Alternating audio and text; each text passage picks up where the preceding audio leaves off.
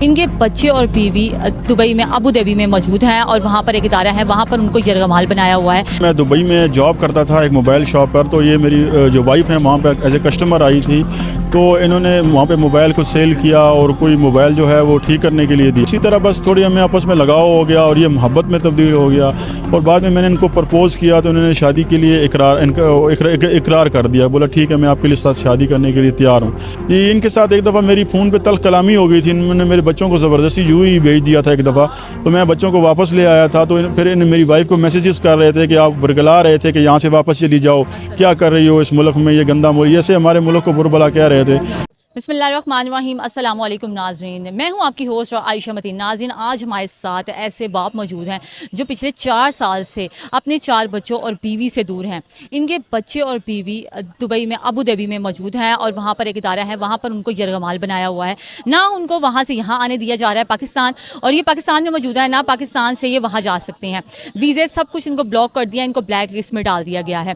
آئیے یہ ہمارے ساتھ موجود ہیں، ان سے پوچھتے ہیں یہ واقعہ کیسے ہوا، مطلب کب ان کے ساتھ شادی ہوئی، کتنے ٹائم سے یہ ان کے ساتھ دور ہیں، اور یہ معاملہ کیسے چل رہا ہے اور کچھ سولو ہوا ہے کہ نہیں ہوا۔ السلام علیکم۔ وعلیکم السلام۔ کیسے ہیں سر آپ؟ اللہ کا سر یہ ہمیں واقعہ ہم نے سننے کو ملا اور بڑا یہ چرچوں میں ہے کہ آپ 4 سال سے اپنے گھر والوں سے دور ہیں، بچے کہاں پر ہیں، یہ سارا معاملہ کیسے ہوا، ذرا ہمارے ناظرین کو تفصیل سے بتائیے گا۔ یہ جو ہے میں دبئی میں جاب کرتا تھا ایک موبائل شاپ پر، تو یہ میری جو وائف ہیں وہاں پہ ایز اے کسٹمر آئی تھی، تو انہوں نے وہاں پہ موبائل کو سیل کیا اور کوئی موبائل جو ہے وہ ٹھیک کرنے کے لیے دیا۔ اسی طرح یہ 2 دفعہ آئیں، تو ایک دفعہ یہ پریشان تھی، میں نے ان سے پوچھا آپ کا کیا مسئلہ ہے، انہوں نے مجھے اپنی پرابلم بتائی، تو وہ ان میں نے ان کی ہیلپ کی، تو اسی طرح بس تھوڑی ہمیں آپس میں لگاؤ ہو گیا اور یہ محبت میں تبدیل ہو گیا، اور بعد میں نے ان کو پرپوز کیا تو انہوں نے شادی کے لیے اقرار کر دیا، بولا ٹھیک ہے میں آپ کے ساتھ شادی کرنے کے لیے تیار ہوں۔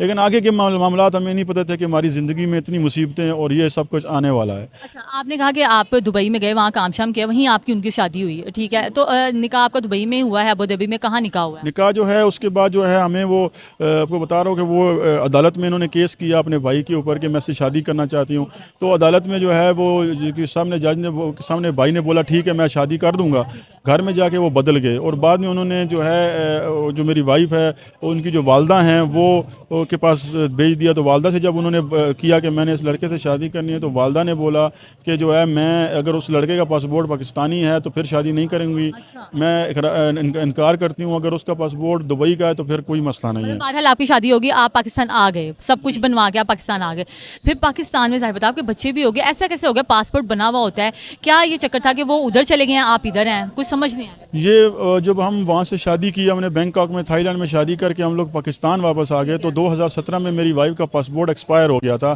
ان کو پاکستان کی امیگریشن ویزا رینیو نہیں دے رہی تھی۔ کیوں نہیں دے رہی تھی، کیا وجہ ہے؟ رینیو تو کرواتے ہیں، وہ دے بھی دیتے ہیں، کیا وجہ؟ یہ وہ پاسپورٹ کی ایکسپائری ختم ہو جائے تو ویلیڈیٹی ختم ہو جائے تو پھر ایکسپائر ہو جائے تو ویزا رینیو نہیں کرتے، انہوں نے ہمیں بولا پاسپورٹ رینیو کروائیں، جو ان کی ایمبیسی ادھر موجود جو ہے اسلام آباد میں، ہم نے ان کی ایمبیسی سے رابطہ کیا، جو ان کے ایمبیسڈر ہیں مسٹر حمد عبید ابراہیم سالم الزہابی، انہوں نے جو ہے پاسپورٹ ہمارے سے رکھ لیا، اور 3 مہینے ایسے ہی ہمارا پاسپورٹ ان کے پاس پڑا رہا، انہوں نے کوئی جواب نہیں دیا۔ مطلب کیوں نہیں جواب دیا؟ آپ نے تو پیسے دینے تھے اور پاسپورٹ رینیو ہو جانا تھا، وجہ کیا آ رہی تھی بیچ میں؟ آپ جا رہے تھے، بار بار بات چیت کر رہے تھے۔ جی، ان کے ساتھ ایک دفعہ میری فون پہ تلخ کلامی ہو گئی تھی، انہوں نے میرے بچوں کو زبردستی یوں ہی بھیج دیا تھا ایک دفعہ، تو میں بچوں کو واپس لے آیا تھا، تو پھر میری وائف کو میسیجز کر رہے تھے کہ آپ برگلا رہے تھے کہ یہاں سے واپس چلی جاؤ، کیا کر رہی ہو اس ملک میں، یہ گندا ملک، ایسے ہمارے ملک کو بربلا کہہ رہے تھے، تو اسی دوران جو ہے بس وہ جو میرے بچے وائف کو میں واپس لے آیا، تو میں نے ایک دن میسیجز دیکھے، میں نے ان کو کال کی کہ آپ میرے پرسنل معاملات میں کیوں دخل دے رہے ہیں، تو اسی بات پہ پھر ان کے ساتھ میرا جھگڑا ہو گیا، اور اسی میں تھوڑی انہوں نے مجھے کوئی غلط باتیں گالی گلوچ کر دیا، میں نے ان کو کر دیا، تو اسی میں بس وہ پھر بعد میں انہوں نے ایک انا بنا لی، ذاتی انا بنا لی، ایک بنا کے انہوں نے مسٹر حمد عبید ابراہیم سالم الزہابی، انہوں نے میرے بچوں کو جو ہے وہ کہ یہ سوچ لیا کہ میں تم سے یہ بچے چھین کے لے جاؤں گا، میری بات آٹھ بازی میں بات ہوگی، کیا یہ ضد آ گئی؟ جی ضد میں، تو انہوں نے ضد میں آ کے بس یہی کیا، ہمیں اس حالات میں لے کر آئے، 2 سال میری وائف ویزے کے بغیر تھی، ہمیں FIA سے پولیس سے ہمیں ڈراتے دھمکاتے تھے، پکڑو ایسے تنگ کرواتے تھے کہ ہمیں یہ تو آپ کی بیوی کو جیل ہو جائے گی، جرمانہ یہ ہے۔ تو کیا کہتے ہیں، آپ نے جیسے بتایا کہ ماں جو ہے وہ راضی نہیں تھی، بھائی وغیرہ نے بھی بس زبردستی نکاح ہو گیا، تو ان کی طرف سے کوئی حامی تو نہیں ہوگی کہ آپ کریں, ہم آپ کے ساتھ؟ نہیں, میری وائف کے جو فیملی ممبرز ہیں, ابھی میرے بچے 4 سال سے وہاں رہ رہے ہیں, 3.5-4 سال سے, کوئی ان کی فیملی ممبر ایک دفعہ بھی ان سے ملنے کے لیے نہیں آیا, ان کا کوئی عملی دخل, کیونکہ میری وائف کا کوئی سکا ہے ہی نہیں ہے, اور ان کے والد فوت ہیں, اور جو سکے بہن بھائی کوئی بھی نہیں ہے. والدہ ہیں وہ ان کی اپنی علیحدہ زندگی ہے, انہوں نے شادی کی ہوئی ہے, ان کی علیحدہ زندگی ہے. تو بس یہی ہوا کہ انہوں نے مجھے ایسے حالات میں مجبور کیا کہ میرے بچوں یہ مجھ سے لے گئے. وہاں جا کے انہوں نے میرے بچوں کو 1.5 سال تو ایک ادارے کے اندر بند کر دیا, ایوا شیلٹر ابو ظبی میں انہوں نے میرے بچوں کو بند کر دیا. میں اپنے بچوں سے بات بھی نہیں کر سکتا تھا, میرے بہت برے حالات تھے. آپ دیکھیں 4 سال ہو گئے ہیں, اب بچے ہوتے ہیں, آپ دیکھیں ایک رات نہیں آپ گزار سکتے. آپ دیکھیں کتنے ان کا دل, آپ دیکھیں کیا اندر سے ہو رہا ہوگا, کتنے ایک تڑپ ہوگی, یہ آپ خود بھی اندازہ لگا سکتے ہیں. تو مطلب مجھے سمجھ نہیں آ رہی ہے کیا سینیریوز بنے ہوئے ہیں کہ ایک باپ کو بچوں سے اور بیوی کو شوہر سے دور رکھا ہوا ہے. تو آپ کی بات ہوتی ہے, بات بھی ہو پاتی ہے کہ نہیں؟ کبھی کبھار ان سے میری بات ہو جاتی ہے, بس یہی حالات ہے, بہت پریشان ہوں. بس یہ لاہور کی دیکھیں وہ کتنی ایج کے, مطلب بچے چھوٹے چھوٹے ہی ہوں گے جب گئے, اب 4 سال ہو گئے. بچے میرے چھوٹے چھوٹے ہیں, کوئی 4 سال کا ہے, کوئی 5 سال کا ہے, کوئی 7 سال کا ہے, کوئی 8 سال کا ہے. چھوٹے چھوٹے بچے ہیں, ان کا کوئی قصور بھی نہیں, انہوں نے کوئی جرم بھی نہیں کیا, ان کا نام ECL میں ڈال دیا. میرے چھوٹے چھوٹے بچے جو پاکستانی نیشنل ہیں, ان کے اوپر کوئی قانون نہیں ہے کہ ان بچوں کو روکا جائے, لیکن ایک غیر قانونی طریقے سے ان کو ادھر یرغمال بنایا ہوا ہے. ان کو ایک باپ سے مجھے سے الگ, ان کو پتہ بھی ہے یہ جو مسٹر احمد عبید ابراہیم سالم صحابی ہیں, اور وہ جو ادارہ تھا جو ہیومینٹری کا ادارہ ہے, انسانیت کا ادارہ ہے, اس کو یہ پتہ بھی تھا کہ میں وہاں نہیں جا سکتا ہوں. پھر بھی میرے بچوں کے اوپر جو ہے وہ یہ ٹریول بین کی جا رہی ہے اس طرح سے.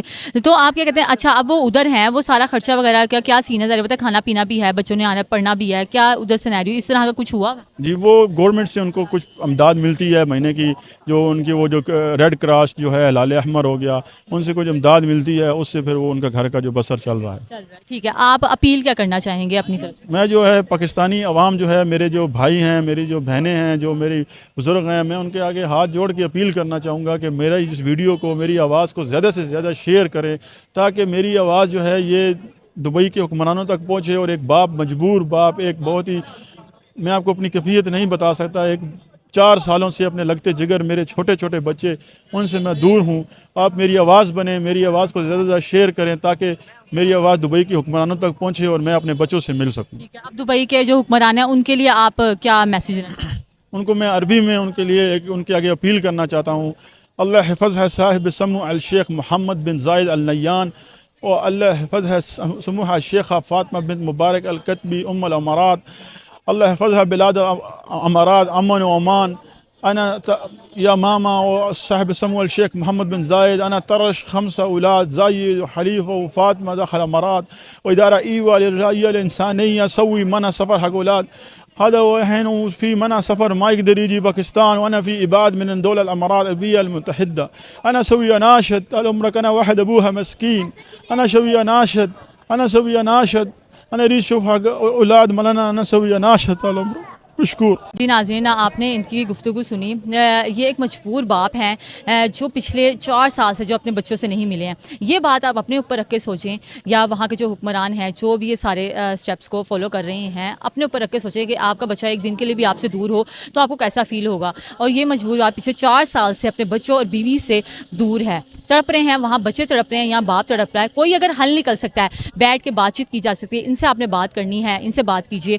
اگر کوئی بیچ میں مس انڈرسٹینڈنگ ہے وہ کلیئر کیجیے, لیکن یہ ظلم مت کیجیے. یہ ظلم کے دائرے میں آتا ہے کہ آپ نے ایک فیملی کو دور کیا ہوا ہے, بچوں کو دور کیا ہوا ہے. وہ پریشان ہے کہ وہ پتہ نہیں وہاں کیسے رہ رہے ہیں, وہاں وہ پریشان ہے کہ ہمارے باپ اور جو باپ ہے وہ کس حالت میں ہے, وہاں پر بیوی ان کے لیے پریشان ہے. اگر کوئی اس کا حل نکل سکتا ہے, خدا را اس کا حل نکالیے. اور جو ہمارے آڈینس دیکھ رہے ہیں, اس ویڈیو کو زیادہ سے زیادہ شیئر کیجیے, اور ہمیں کمنٹ سیکشن میں بتائیے کہ اس کا کیا حل ہو سکتا ہے. اگر آپ اپیل کریں, ہو سکتا ہے آپ کی طرف سے پہنچنے والا پیغام ایک باپ کو بچھڑے ہوئے بچوں سے اور بیوی سے ملا دے.